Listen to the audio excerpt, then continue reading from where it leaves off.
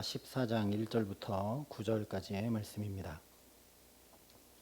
호세아 14장 1절부터 9절까지의 말씀, 구약성경 1268면에 있는 말씀입니다.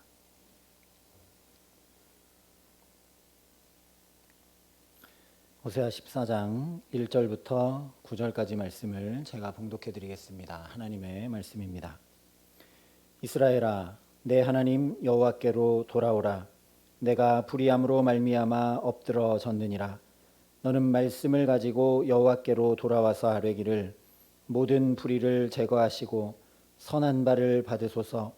우리가 수송아지를 대신하여 입술의 열매를 주께 드리리이다. 우리가 앗수르의 구원을 의지하지 아니하며 말을 타지 아니하며 다시는 우리의 손으로 만든 것을 향하여 너희는 우리의 신이라 하지 아니하오리니 이는 고아가 주로 말미암아 긍휼을 얻음이니이다 할지니라.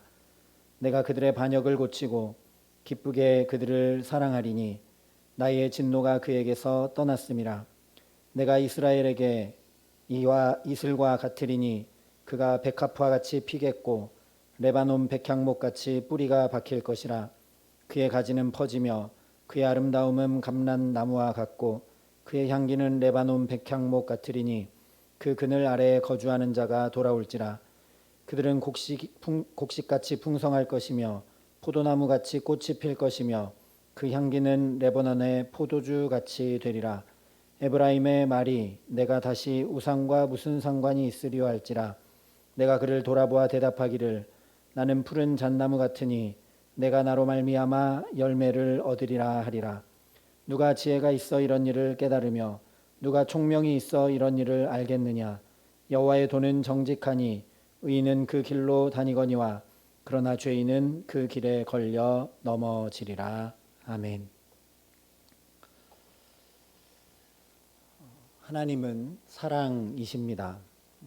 그 사랑의 하나님을 잘 드러내 보여주고 그 사랑의 하나님을 전한 선지자가 바로 호세아 선지자입니다. 하나님이 사랑이시다라는 건 여러 가지 의미를 담고 있지만 그 중에서도 하나님이 사랑이시기 때문에 그 사랑으로 인해 모든 것을 바꾸어 놓으신다라는 것이 중요합니다. 하나님께서 태초에 세상을 왜 창조하셨을까? 창세기 1장과 2장을 살펴보아도 하나님이 사랑이시기 때문이라는 답을 얻을 수 있게 됩니다. 하나님이 창조하신 순서들도 보면 쭉 그 다음 단계에 필요한 것들을 먼저 창조하신 후에 결국 인간을 창조하시고 그 모든 것을 인간에게 다 주셨습니다. 쉽게 우리로 얘기하자면 이 좋은 거 내가 보기에 너무 좋은데 다 너 가져 하고 주신 것이 온 세상입니다. 그리고 이것을 다 관리하고 다스리라 하셨습니다. 그 하나님의 사랑이 하나님의 형상을 닮은 우리와 교제하기 원하셔서 하나님이 사랑이시기 때문에 혼자 계시지 않고 우리를 창조하셨고, 하나님이 사랑이시기 때문에 그 혼돈과 공허와 흑암이 온전히 하나님 보시기에 심히 아름다운 자리까지 변화된 것입니다. 그래서 호세아서는 내내 이 말씀을 하고 있습니다. 하나님이 사랑이시니 하나님 앞으로 돌아와야, 그 하나님을 붙들어야 달라질 수 있다. 이렇게도 해보고 저렇게도 해보고 힘도 지혜도 또 외부의 다른 나라들도 의지해보고 우상도 의지해보지만 그런다고 너희 삶이 달라지는 것이 아니라 하나님께 돌이켜야 달라진다라는 겁니다.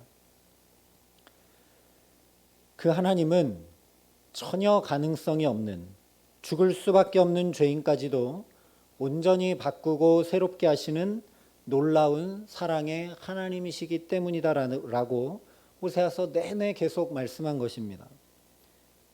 이스라엘 백성들의 삶을, 그들의 영적 상태를 진단해 보면 아무 소망도 없지만, 아무 공로도 없고 아무 내세울 것도 없지만 그들이 하나님 앞으로 돌아오기만 하면 하나님은 능히 고치시고 싸매시고 변화시키실 수 있다라는 메시지가 바로 호세아서의 메시지입니다. 그러니 오늘 호세아 마지막 14장은 당연히 이 하나님의 사랑, 그리고 그 사랑 앞으로 돌이키게 되는 결과에 대해 이야기할 수밖에 없습니다. 창조까지는 거슬러 가지 못한다 하더라도 먼저 하나님께서 이 이스라엘 백성들을 애굽에서 불러내실 때, 다시 얘기하면 이스라엘 백성이 이제 하나님의 백성으로 온전히 부름받았을 때 나는 너의 하나님이 되겠다, 내 하나님이 되겠다라고 언약을 하셨습니다. 그래서 광야 생활 내내 그리고 가나안 땅에 들어가서 또 여호수아와 갈렙을 통해 사사시대 여러 사사들을 통해 왕정시대의 여러 예언자들을 통해 하나님께서 계속 말씀하셨습니다. 무슨 말씀을 하셨는가? 나는 너의 아버지요 남편이다. 나는 세상 그 어떤 존재보다 너를 사랑하는 너의 하나님이다. 그러니 나를 믿고 나와 함께 행하라 라는 이야기를 계속하셨습니다.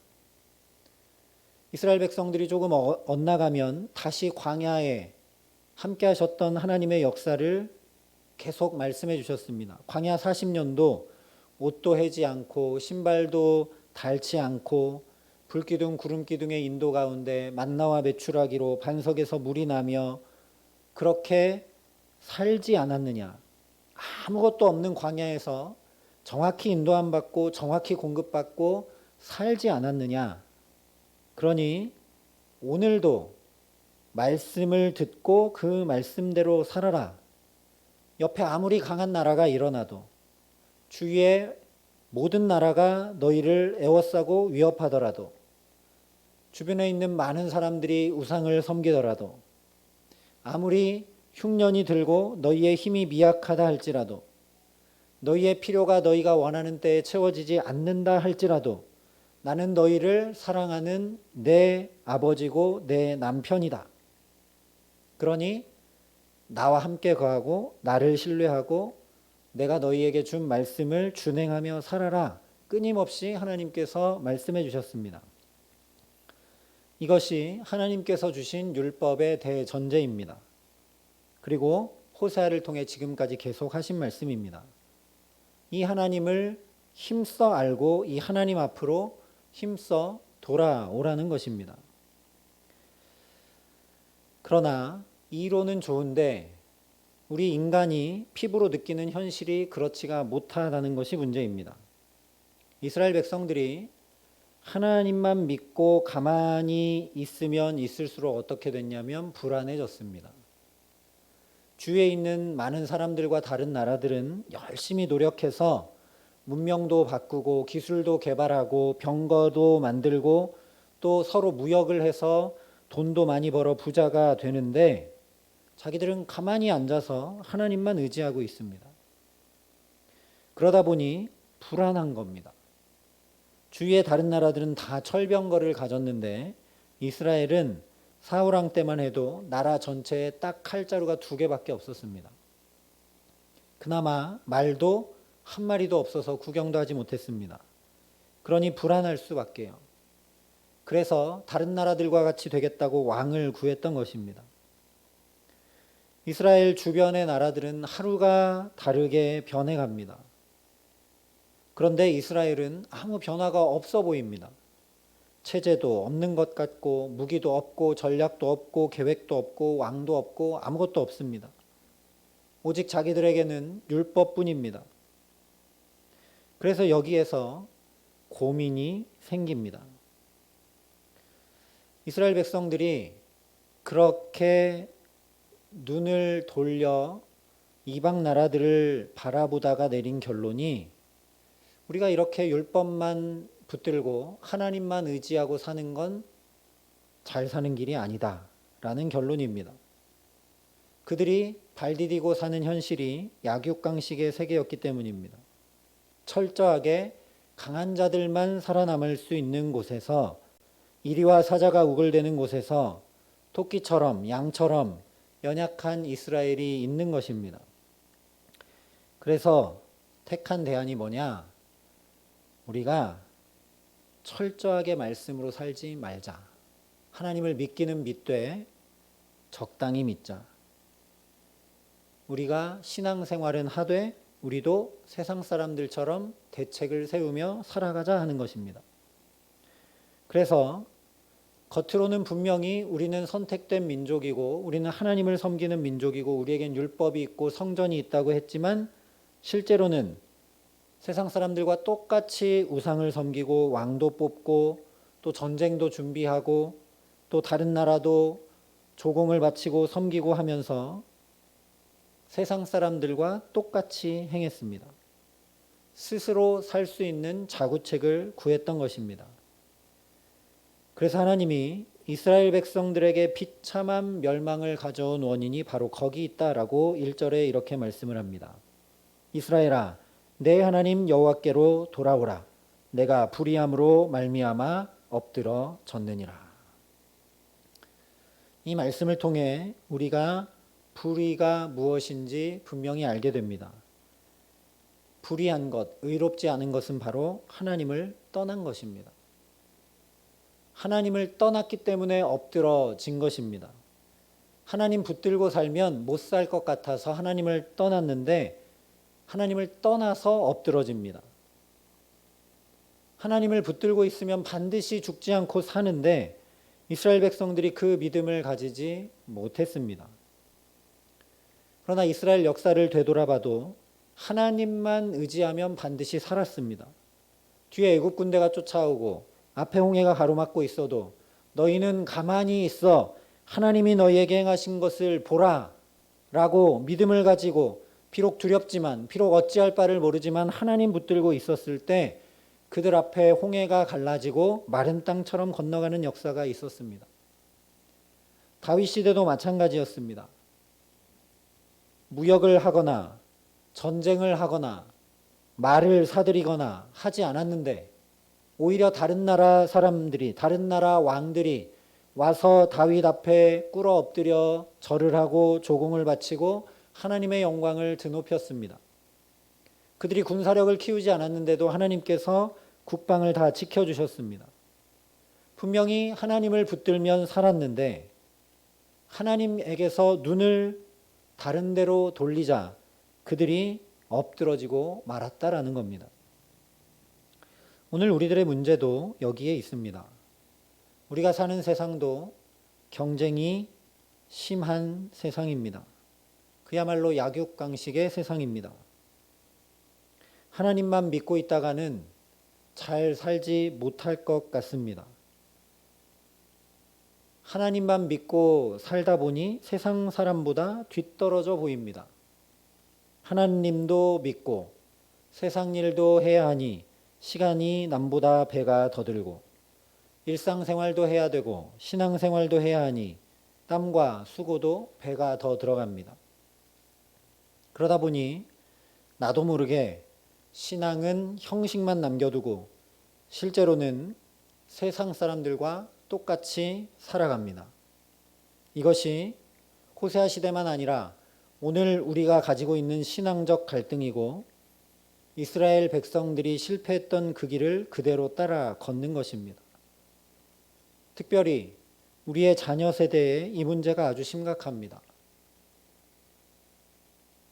우리의 자녀들이 볼 때 신앙생활은 교회에서만 하는 것 같고 직장생활, 학교생활에서 신앙은 자신들의 삶과 별로 관련이 없어 보입니다. 그런데 바로 이것 때문에 오늘 하나님께서 돌아오라 말씀하고 계시는 것입니다. 2절과 3절에 이렇게 말씀합니다. 너는 말씀을 가지고 여호와께로 돌아와서 아뢰기를 모든 불의를 제거하시고 선한 바를 받으소서. 우리가 수송아지를 대신하여 입술의 열매를 주께 드리리이다. 우리가 아수르의 구원을 의지하지 아니하며 말을 타지 아니하며 다시는 우리의 손으로 만든 것을 향하여 너희는 우리의 신이라 하지 아니하오리니 이는 고아가 주로 말미암아 긍휼을 얻음이니이다 할지니라. 하나님 앞으로 돌아오라 하십니다.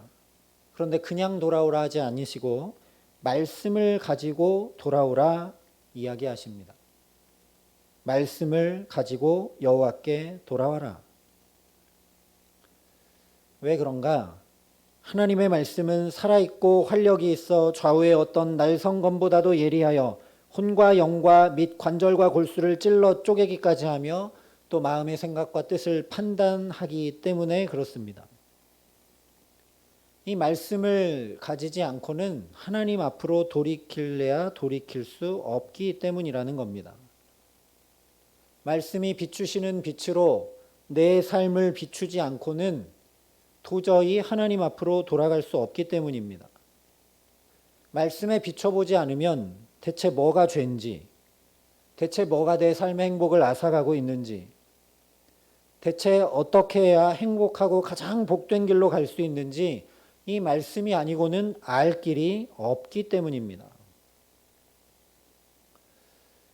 그런데 참 심각합니다. 요즘 청년들도 그렇고 우리 자녀 세대들이 말씀을 배우려고 하지를 잘 않습니다. 이 말씀을 깊이 알아야 하나님 앞으로 돌이키게 되고 그 말씀이 지시하는 생명의 길을 따라 걸어갈 수 있을 텐데 공부하느라 돈 버느라 취직해야 돼서 바쁘다는 미명하에 하나님의 말씀을 부지런히 배우려 하지 않습니다.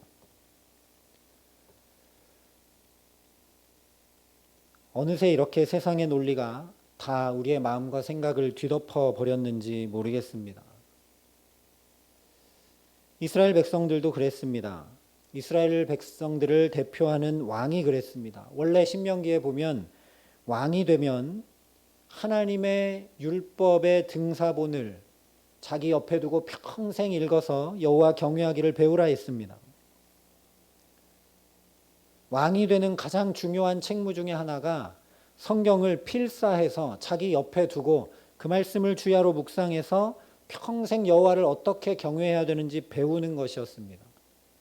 군림하고 다스리고 전쟁하고 세금 걷는 게 아니라 하나님 경외하기를 먼저 배워가야 되는 게 이스라엘의 왕의 책무였습니다.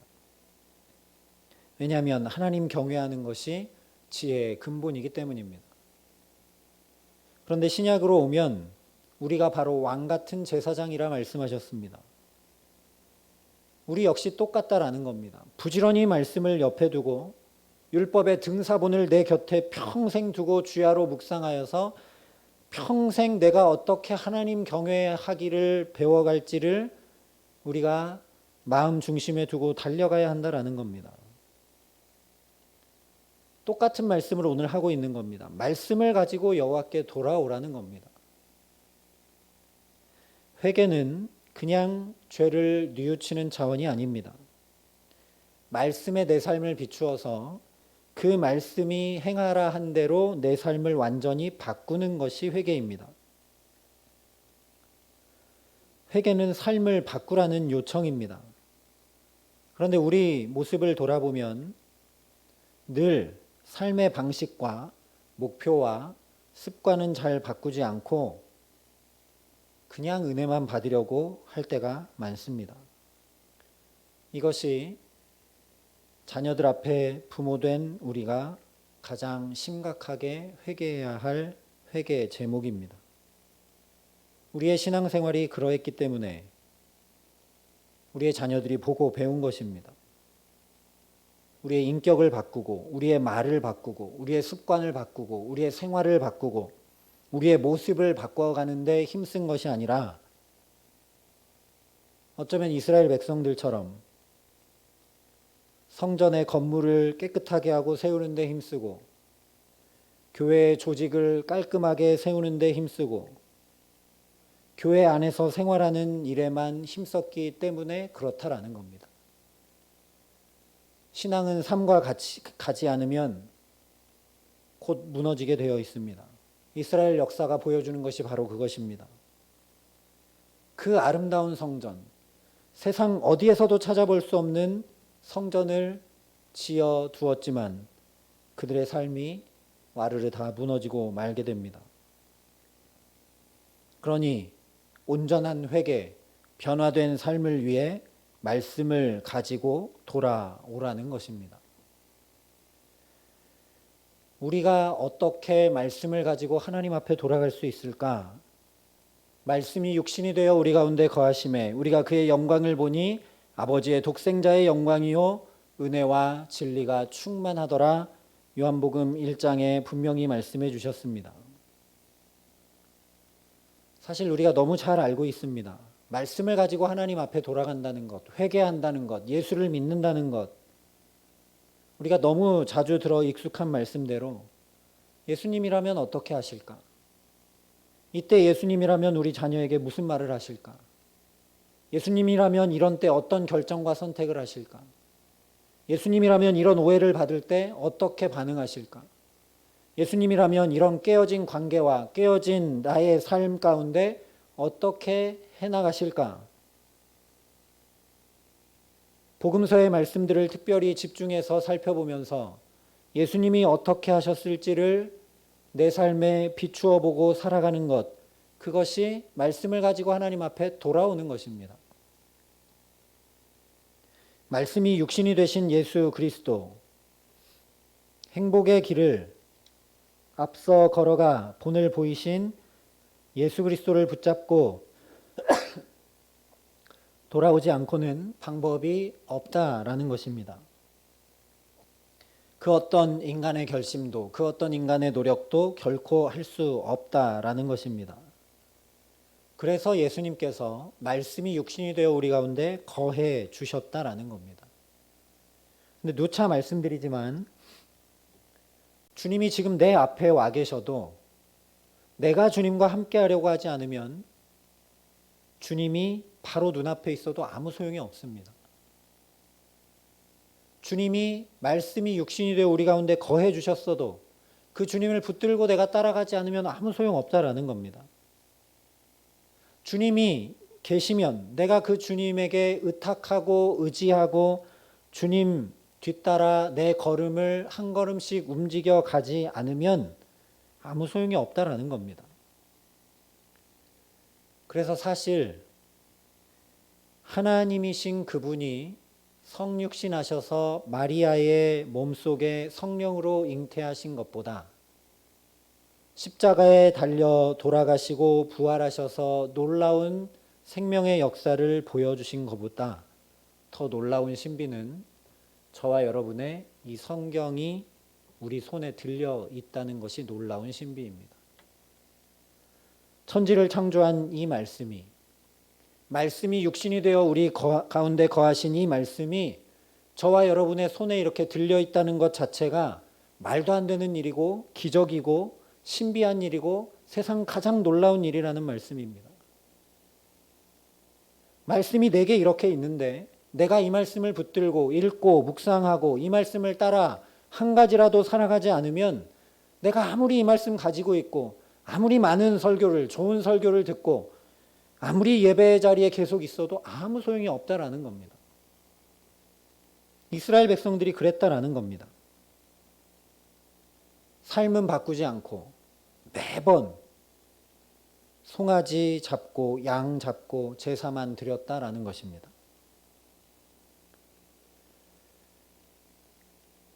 우리 힘으로 할 수 없어서 그래서 우리가 매일매일 십자가 앞에 엎드려 나가는 줄 믿습니다. 아무도 내 힘으로는 할 수 있는 사람이 없습니다. 그래서 눈들어 다시 십자가를 바라보고 그래서 다시 십자가의 주님을 의지하는 것이 바로 믿음입니다. 쓰러지고 넘어지는 나를 바라보면 내게는 선한 것이 하나도 없기 때문에 도저히 불가능합니다. 그래서 십자가의 은혜를 덧입고 예수를 다시 붙들고 매일매일 하나님 앞에 나아가는 것입니다. 그래서 오늘 2절에 3절에 우리가 드려야 될 기도를 가르쳐주고 있습니다.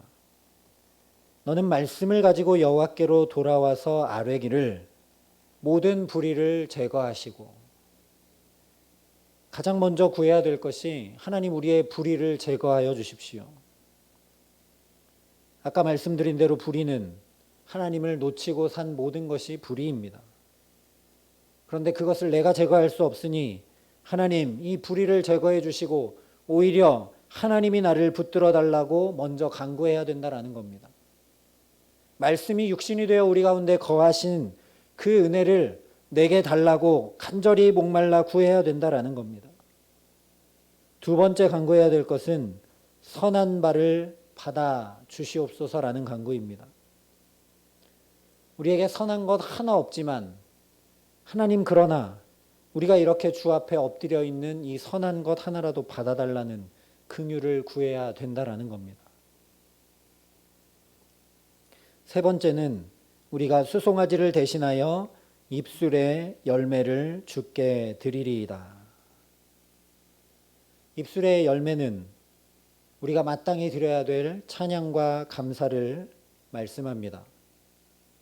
우리가 예배당에 나와 예배드리고 또 성경 공부하고 말씀 듣고 기도하고 중요한데, 그런 예배와 그런 신앙생활을 통해 이 입술의 열매가 하나님 앞에 올려질 수 있도록 우리의 삶을 주관해 달라는 간구를 드려야 된다라는 것입니다. 이 입술의 열매는 다 마음에서 나오게 되어 있습니다. 우리의 마음과 영혼 깊은 곳이 바뀌지 않으면 우리 말이 바뀌지 않습니다. 우리의 마음과 생각이 바뀌지 않으면 우리 입술의 말이 바뀌지 않습니다. 그래서 다윗은 내 속에 정한 마음을 창조해 달라고 기도했습니다. 잠언 기자는 마음과 생각을 지켜달라고 간구했습니다. 생명의 근원이 거기 있기 때문에 지켜달라고 간구했습니다. 호세아 선지자를 통해 이 기도를 하라고 가르쳐주고 계신 것입니다. 우리의 마음과 생각을 지켜주시기를, 우리 영혼 깊은 곳을 붙들어 주시기를, 그래서 우리의 마음과 생각과 영혼 깊은 곳이 하나님으로 인해 바뀌기에 우리 입술의 열매가 달라질 수 있게 해달라고 기도하라는 겁니다. 네 번째는 우리가 앗수르의 구원을 의지하지 아니하며 말을 타지 아니하며 다시는 우리의 손으로 만든 것을 향하여 너희는 우리의 신이라 하지 아니하오리니 이는 고아가 주로 말미암아 긍휼을 얻음이니이다. 한마디로 고아처럼 주님 앞에 나아가라는 이야기입니다. 신앙생활을 하는 가장 중요한 이유 중에 하나는 고아처럼 살지 않기 위함입니다. 많은 철학자들이 얘기하고 우리도 농담처럼 이야기할 때가 많은데 인생은 혼자입니다.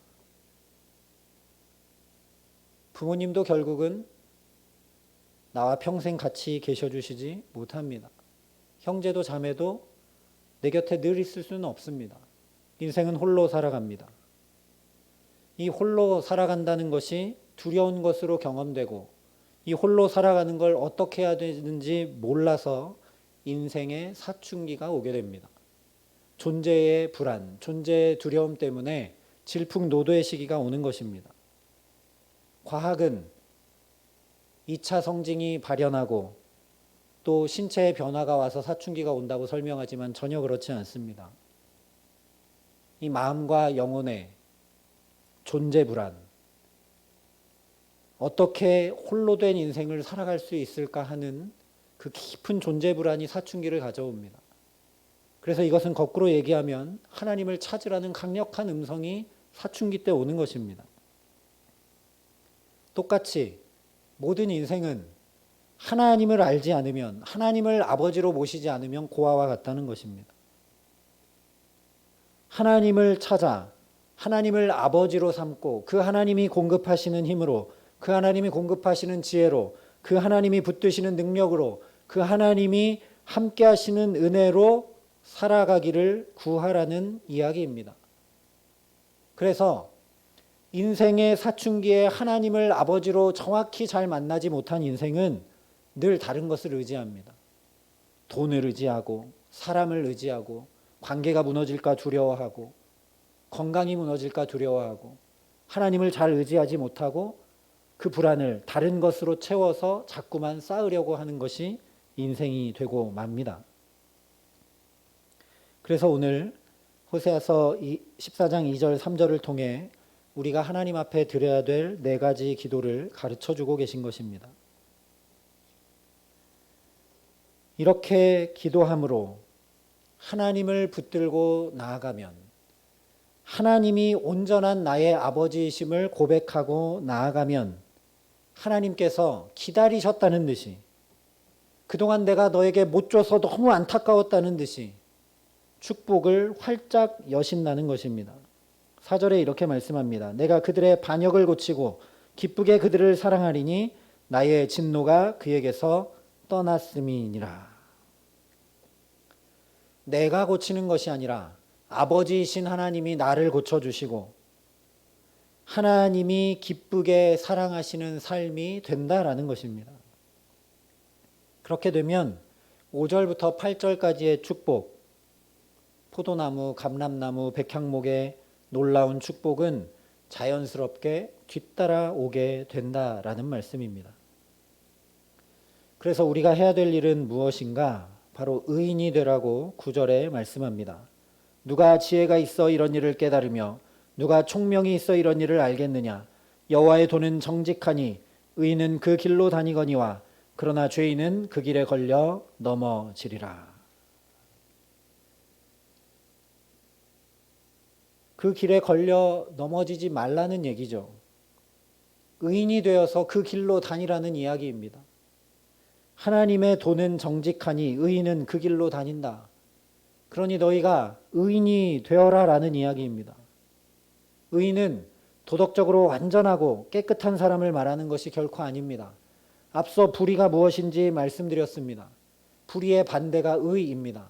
다시 얘기하면 하나님을 붙드는 자가 의인입니다.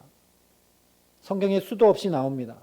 야곱도 도덕적으로 윤리적으로 깨끗하지 않습니다. 계속 거짓을 행합니다. 계속 하나님을 떠나 자기 삶을 살려고 합니다. 그러나 그가 다른 것도 움켜줬지만 끝내 환도뼈가 부러지도록 하나님을 움켜쥐고 놓지 않았습니다. 이것이 의입니다. 다윗도 살인하고 간음하고 넘어졌지만 끝까지 하나님을 놓지 않았습니다. 이것이 바로 의인입니다. 그래서 3절에 고와 같은 사람이 바로 의인입니다. 하나님, 나는 하나님 외에 의지할 이가 아무도 없습니다. 하나님 아니면 내가 하루 한순간도 살아갈 수가 없습니다. 하나님 아시지 않습니까? 이 건강이, 이 돈이, 이런 관계가 나를 살게 하는 것이 아님을 주님 아시는 줄 압니다.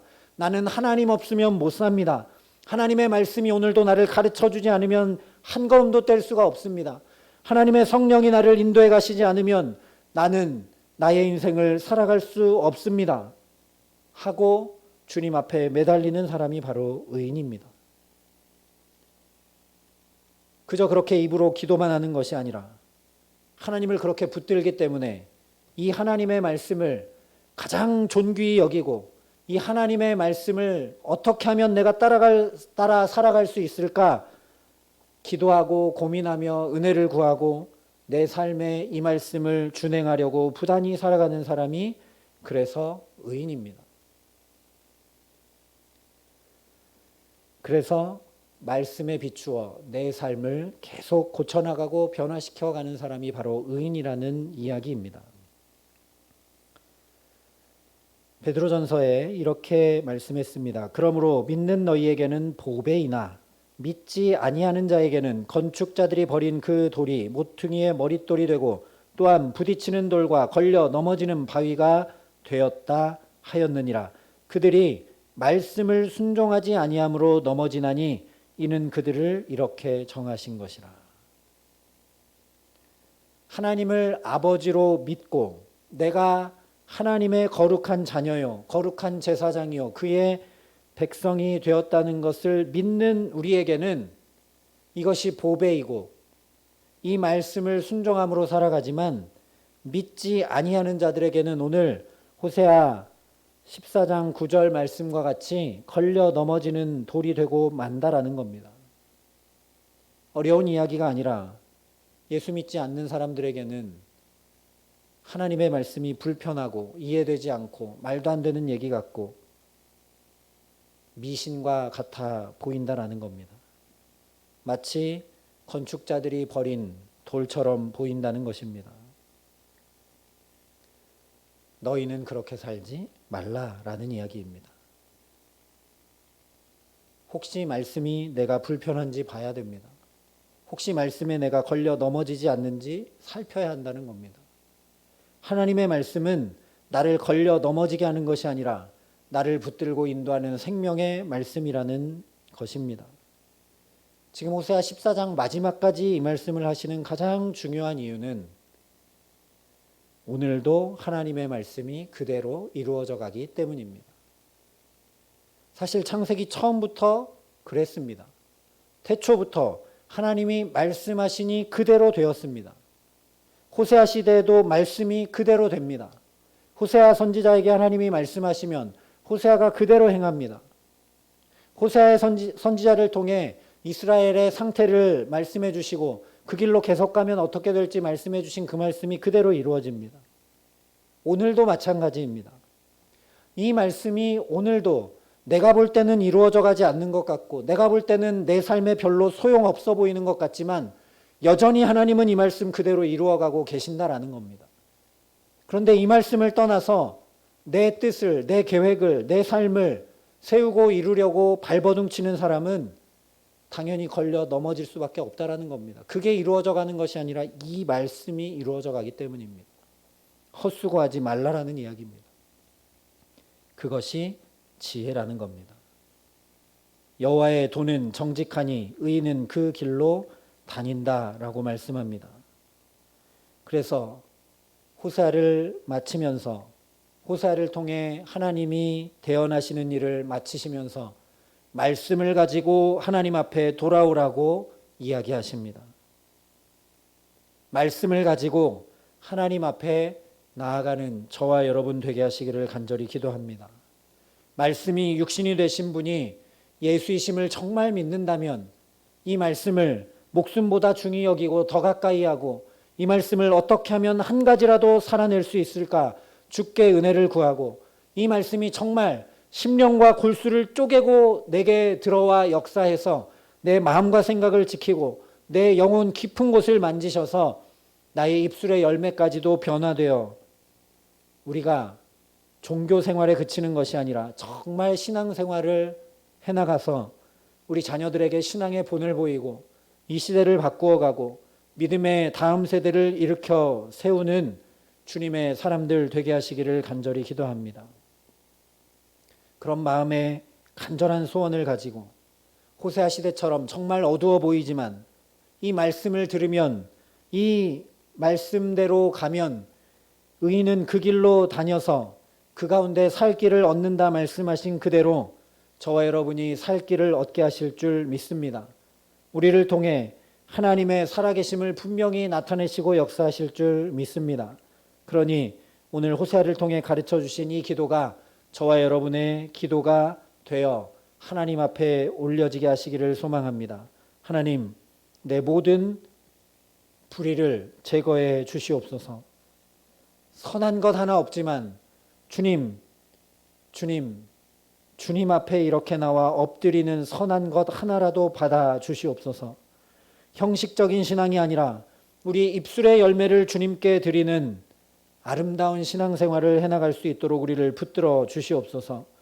다른 어떤 것이 아니라 오직 나의 하나님만 의지하며 정말 고아처럼 의인으로 하나님 앞에 하나님 붙들고 나아가겠사오니 우리를 고치시고 기쁘게 사랑하여 주시옵소서 하는 기도가 저와 여러분의 입술에서 떠나지 않게 하셔서 주님께서 오늘 약속하신 이 놀라운 은혜와 축복을 다 받아 누리는 귀한 삶을 주와 동행하며 살아가게 하시기를 우리 구주 예수 그리스도의 이름으로 간절히 축원합니다.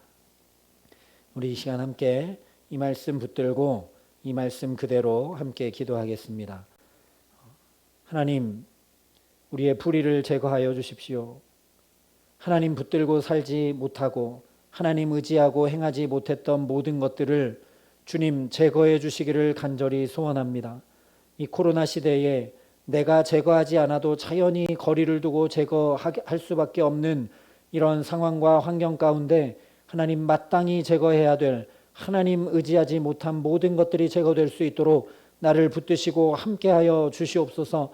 하나님, 그래서 주님의 말씀이 우리를 소성케 하고 심령과 골수를 찔러 쪼개기까지 하여 우리의 입술의 열매까지 아름답게 변화될 수 있도록 우리 마음과 생각을 지켜 주시옵소서. 하나님, 내가 오직 주님을 그래서 의지합니다. 하나님, 내가 의지했던 관계, 내가 놓지 못했던 물질, 내가 아버지 하나님 발버둥치고 노력했던 나의 노력과 지혜를 내려놓고 오직 주님 한 분 의지하며 나아가오니 주님 나를 붙드시고 주의 강한 오른손으로 붙드시고 나에게 역사하여 주시옵소서. 이 시간 우리 함께 간절한 마음으로 기도하겠습니다. 사랑과 은혜가 풍성하신 아버지 하나님, 내 힘으로 할 수 없어 이 시간도 주님 앞에 엎드려 간구하며 나아갑니다. 주님, 내 모든 불의를 제거하여 주시옵소서. 하나님 붙들지 못하고 하나님 의지하지 못하고 하나님께 믿고 맡기지 못한 모든 불의를 주님 제거해 주시기를 간절히 소원합니다. 하나님, 나의 힘으로 할 수 없어 주 앞에 엎드리오니 주여 나를 주의 강한 오른손으로 붙들어 주시옵소서. 주님 이런 우리를 끝까지 버려두지 아니하시고 호세아를 통해 또 말씀하시고 말씀이 육신이 되어 친히 우리 가운데 거하시기까지 하셨으며 내 손에 놀라운 하나님의 말씀, 생명의 말씀을 성경으로 들려주셨사오니 주님, 이 말씀 붙들고 살아갈 수 있도록, 이 말씀 붙들고 여호와께 돌아갈 수 있도록 하나님 우리에게 함께 하시고 역사하여 주시옵소서. 하나님 우리에게 함께 하여 주셔서 정말 이 말씀이 심령과 골수를 쪼개게 하여 주시고 이 말씀이 마음과 생각을 지켜주게 하시고 이 말씀이 우리 가운데 선한 마음, 정직한 영을 새롭게 하게 하여 주셔서 하나님, 우리 입술의 말까지도 온전히 변화되는 아름다운 주님의 사람들 될 수 있도록 축복하여 주시옵소서. 하나님, 나는 주님 아니면 살아갈 수 없습니다. 나는 주님 붙드시지 아니하시면 아무것도 할 수 없습니다.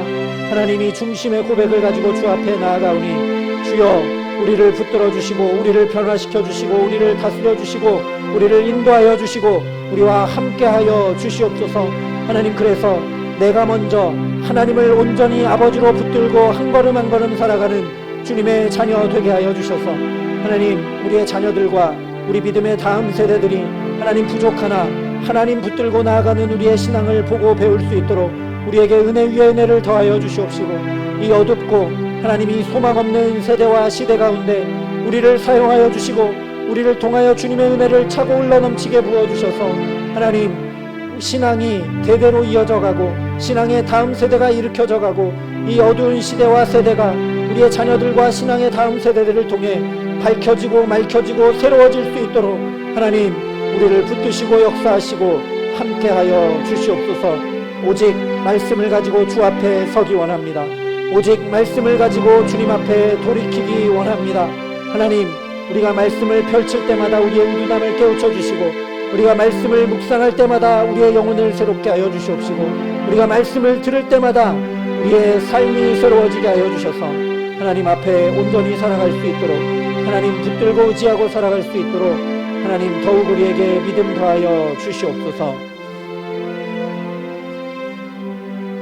사랑과 은혜가 풍성하신 아버지 하나님, 감사합니다. 믿음은 들음에서, 들음은 그리스도의 말씀으로 말미암는다 하신 그 말씀 그대로 오늘도 우리에게 말씀하여 주시고 깨우쳐 주시니 감사합니다. 아버지 하나님, 우리의 모든 불의를 주께서 제거하여 주시옵소서. 친히 선지자를 보내시고 아무리 결혼 생활을 통해 다 보여주어도 돌이킬 줄 모르는 완악한 마음이 우리에게도 똑같이 있는 것 주님 아시오매 우리를 붙들어 주시고 그 불의를 제거하여 주셔서 우리가 주님을 붙들고 나아갈 수 있도록 하나님 은총을 더하여 주시옵소서. 하나님 붙드는 것이 하나님 이론이고 공상이 되지 않도록 우리 손에 들려주신 생명의 말씀을 정말 붙들고 살아갈 수 있도록 우리의 아둔한 지혜를 깨우쳐 주시고 성령으로 역사하여 주셔서 매일매일 생명의 말씀을 깊이 묵상하며 그 말씀을 의지하게 하시고 하나님 말씀을 펼 때마다 놀라운 지혜로 우리의 우둔함을 깨우쳐 주시고 하루하루 순간순간 어떤 말씀을 의지해야 될지 하나님 우리에게 들려주시고 역사하여 주셔서 그 말씀을 따라 준행하며 생명길로 나아갈 수 있도록 우리 모두를 축복하시고 함께하여 주시옵소서. 하나님, 말씀이 육신이 되어 우리 가운데 거하시기까지 우리를 놓지 않으신 주님을 이 시간도 다시 눈들어 바라봅니다. 하나님의 말씀이 선포될 때, 그 말씀이 온전히 이루어질 때 하나님 거기 놀라운 역사가 일어나 하나님 보시기에 심히 좋은 자리까지 변화되어져 가고 말씀이 육신이 되신 주님은 사망 권세까지 이기시고 놀라운 부활 생명까지 보여주셨사오니 하나님 우리가 그 놀라운 말씀 우리 손에 들고 이 말씀 붙들고 하루하루 순간순간 주님과 동행하며 살아갈 수 있도록 우리 가운데 함께 하시며 역사하여 주시옵소서. 하나님, 우리가 종교인으로 종교 생활하지 말게 하시고 참 신앙생활하는 신앙인이 될 수 있도록 우리 가운데 역사하여 주셔서 예수님이라면 어떻게 말하셨을지, 예수님이라면 어떻게 결정하셨을지, 예수님이라면 어떻게 간구하고 기도하셨을지 다시 말씀을 통해 우리 삶을 비추어 보게 하시고 그 주님 발자취 뒤따라 나아갈 때 하나님 부족하나 우리의 삶을 통해 우리의 자녀와 다음 세대들이 참된 신앙을 배워가게 하시고 우리보다 뛰어난 믿음의 사람들로 우리의 자녀들을 일으켜 세워주시고 변화시켜 주시고 다시 붙들어 주셔서 하나님 신앙의 부흥이 있게 하시고 우리의 자녀들이 정말 주님께 붙들린 하나님의 아들 딸들로 살아갈 수 있도록 자비와 긍휼을 베푸시며 함께하여 주셔서 이 어두운 시대를 맑히고 밝히고 새롭게 세워가는 주님의 부흥의 사람들 될 수 있도록 우리의 자녀들을 더욱 축복하시고 붙드시고 함께하여 주시옵소서. 감사를 드리며 우리 주 예수 그리스도의 이름으로 기도합니다. 아멘. 우리 시간 말씀을 기억하면서 찬송 446장